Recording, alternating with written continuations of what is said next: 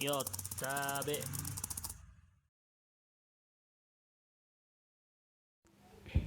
Oke, Assalamualaikum warahmatullahi wabarakatuh.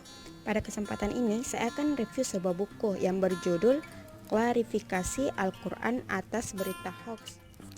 Terus dari covernya sih kerennya karena di situ menggambarkan sebuah laptop atau bisa disebutlah alat media.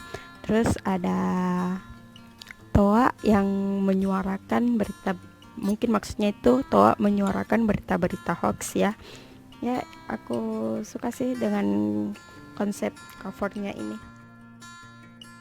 Ditulis oleh Idnan A. Idris. Buku ini adalah buku ketiga dari Idnan. Buku pertamanya itu Kado Buat Yang Sedang Sakit yang terbit tahun 2016, dan yang buku keduanya itu Ketika Hadis Berbicara Tentang Dosa Besar itu 2016. Dari judulnya sih sudah keren ya, karena penulis mengangkat sebuah judul yang dimana sekarang di Indonesia itu paling banyak muncul bukan hanya Indonesia sih, lebih tepatnya di seluruh dunia.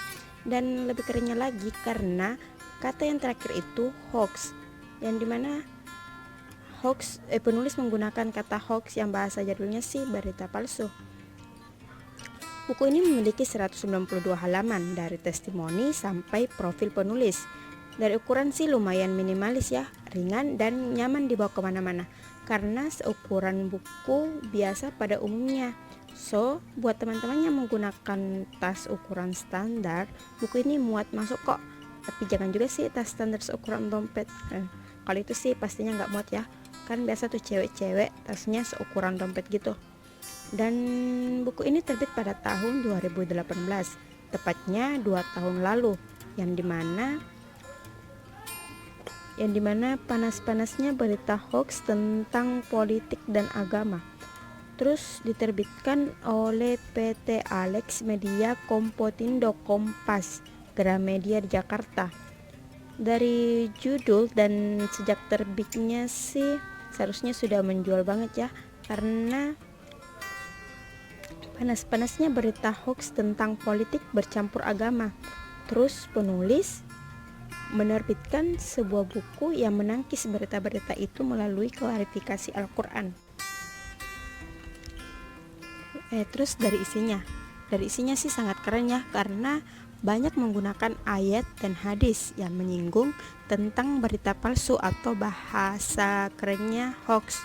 Penulis menjelaskan apa itu hoax, sebab-sebab maraknya hoax, dampak-dampak yang ditimbulkan dari berita hoax, klarifikasi berita hoax, sampai solusi Al-Quran menyikapi berita hoax. Bahkan istilah-istilah hoax dalam Al-Quran pun penulis menjelaskannya.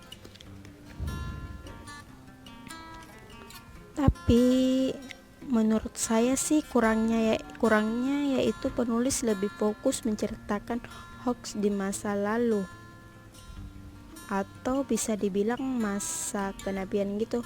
Padahal harapan saya sih dari judulnya, penulis mengangkat beberapa berita hoax sekarang,